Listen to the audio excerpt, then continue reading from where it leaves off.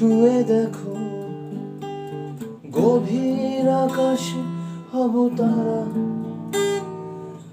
আমাকে ছুঁয়ে দেখো বন্ধ দরজা করা নাড়া, আমাকে ছুঁয়ে দেখো পুরনো শিকড়ের টানে,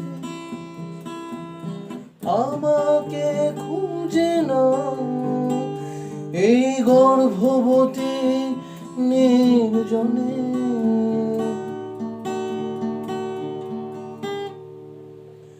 ফিরে এসো, ফিরে এসো, ফিরে এসো,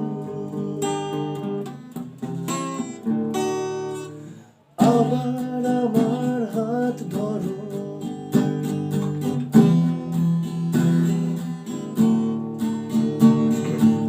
আবার আমার হাত ধরো, একা একা দিন চলে যায়, আবার আমার হাত ধরো, মনে বেহাগের সিনায়, আবার আমার হাত ধরো, অনুভবে মায়ায় মায়ায়, আবার আমায় খুঁজে নাও এই নীল সুখের কবিতায়। ফিরে এসো, ফিরে এসো, ফিরে এসো,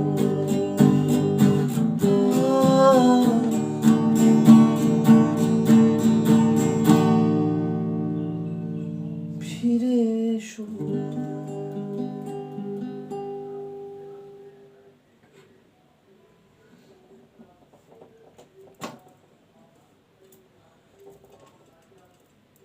ফিরে এসো এই গানটা,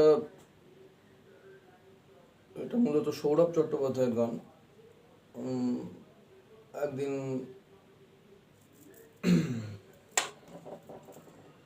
সৌরভ চট্টোপাধ্যায় মানে চট্ট, যাকে আমি চট্ট বলে ডাকি, চিনি, জানি। চট্ট বলে ওর অন্যান্য বন্ধু বান্ধবরাও জানেছেন, চট্ট বলেই ডাকা হয় ওকে আর কি। তো একদিন এরকম একটু আজকে বকবো, একটু প্লিজ শুনো। তো এরকম একদিন হঠাৎ আমি ফিরছি, বছর 2-3-4 আগের কথা এটা। তো আমার মোবাইল ফোনে হঠাৎ ও ফোন করে বললো যে এই তুই কোথায় আছিস রে? আমি বললাম যে আমি তো রাস্তায় আছি এখন, মানে বাড়ি ফিরছি।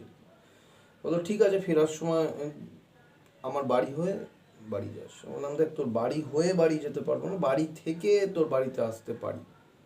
বললো যে ঠিক আছে তাহলে তাই কর, যা তোর খুশি, কিন্তু আসিস। বললাম ঠিক আছে আসছি। যথারীতি বাড়ি গিয়ে ফ্রেশ হয়ে ওর ফ্ল্যাটে এলাম। তো ঘরে ঢুকলাম, তো ফ্ল্যাটে এসে আমার বললো যে গিটার নিয়ে বসছিল আর কি, গিটারটা নিয়ে একটু এই গানটা শোনালো আর কি। আমি তো মোহিত হয়ে শুনলাম। আমি বললাম যে বাহ, দুর্দান্ত, শব্দগুলো তো খুব ভালো, খুব সুন্দর, আর সুরটাও খুব মানানসই একদম। তো এটা আমি কোথাও শুনিনি, এটা কি মানে তোর ক্রিয়েশন বা তোর? বললো হ্যাঁ এটা আমার গান, ভালো লেগেছে তোর? আমি বললাম যে হ্যাঁ ভালো লেগেছে। বললো আচ্ছা ডায়েরিটা দিয়ে, ওর ডায়েরি একটা জায়গা ছিল, তো আমি ডায়েরিটা ওকে দিলাম। তো ওইখান থেকে ডায়েরিটা করে একটা এরকম একটা পাতা বার করলো, পাতা বার করে আমায় দিয়ে বললো যে গানটা আমার গান, কিন্তু এই গানটা তুই গাস, আমার ভালো লাগবে, এবং তোর কোথাও শো হলে বা কোথাও গাওয়ার প্রস্তাব এলে এই গানটা তুই গাস, আমার ভালো লাগবে। তোর এই গানটা, মানে আমি চট্টকে বলছি, তোর এই গানটা আমি আজ অব্দি 2টো জায়গায় গিয়েছি, দুটোই ভীষণ মানে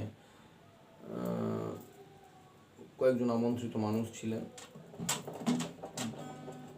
অনুষ্ঠানে গিয়েছি, কোনো শোতে বা সেই অর্থে গাইনি, কিন্তু এবং দুটো জায়গাতেই ভীষণভাবে প্রশংসিত হয়েছে তোর তোর এই গানটা।